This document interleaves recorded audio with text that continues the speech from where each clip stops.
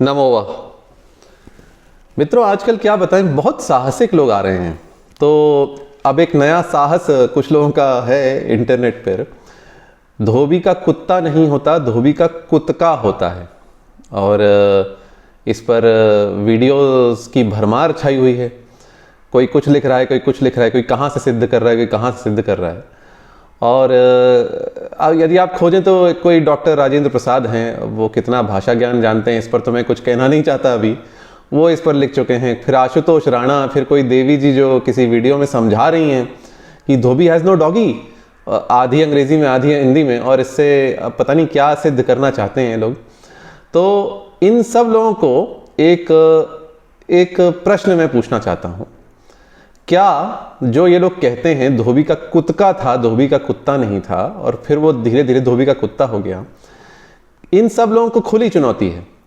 क्या आपके पास कोई भी मध्यकालीन साहित्य का प्रयोग है जिसमें धोबी का कुतका अथवा धोबी को कुतका यह मुहावरा प्रयुक्त हुआ हो? कहीं कहीं कोई मध्यकाल से कोई साहित्य का प्रयोग निकाल दें तो मैं मान जाऊं। दूसरी ओर मैं आपको मध्यकालीन साहित्य से धोबी के कुत्ते वाला प्रयोग दिखाऊंगा, और वो इस रूप में नहीं, कुछ और रूप में।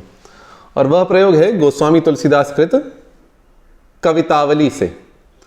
कवितावली, जैसा आप जानते हैं, गोस्वामी तुलसीदास जी की रचना है।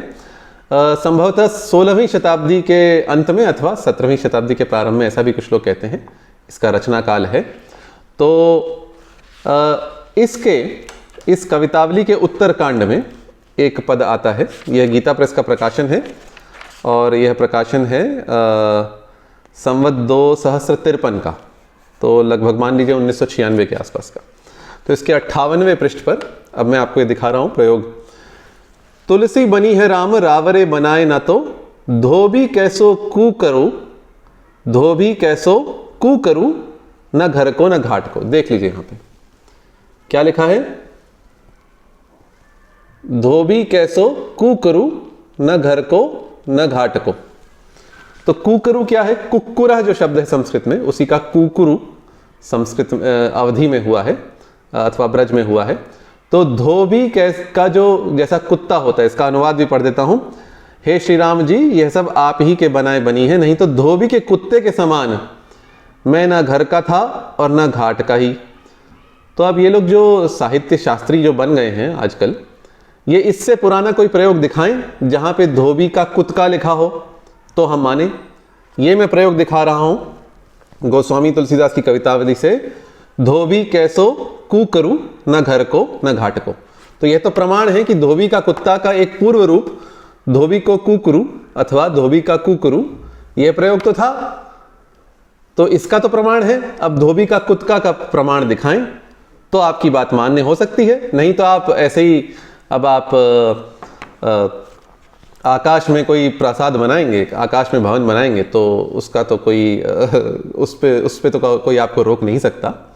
अच्छा, और दूसरी बात ये मैं कहना चाहता हूँ, धोबी का कुत्ता मूल कहावत यही है, इसीलिए धोबी का कुत्ता अनेक भाषाओं में कहावत है। यदि आप बृहत हिंदी लोकोक्ति कोश देखें तो ये कहावत मराठी में है, पहाड़ी में है, राजस्थानी में है, इन सब भाषाओं में।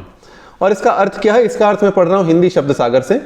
धोबी का कुत्ता, हिंदी शब्द सागर प्रामाणिक ग्रंथ है हिंदी का, उसको मैं क्या अर्थ दिया है? वह जो एक ठिकाने जमकर कोई काम न करे, व्यर्थ इधर उधर फिरने वाला निकम्मा, यह धोबी के कुत्ते का अर्थ है। और वह अर्थ क्यों है? मान लीजिए धोबी के पास कोई कुत्ता है, कोई धोबी कुत्ता पाले, तो न तो उसका घर पे काम है, न घाट पे काम है।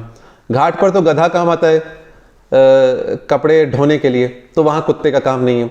और घर पर किसकी रखवाली करेगा? मैले कपड़ों की, तो वहां भी काम नहीं है। तो ये कहावत का अर्थ है धोबी का कुत्ता, न घर का न घाट का, न तो घर पे कोई काम है न बाहर कोई काम है। और इस कहावत का प्रमाण कवितावली में है, मध्यकालीन साहित्य में है। धोबी का कुत्ता इस कहावत का कोई प्रमाण ही नहीं है। तो ये व्यर्थ की बकवास बंद करें, धोबी का कुत्ता ही है, उसको धोबी का कुत्ता ही रहने दें। नमो वाह।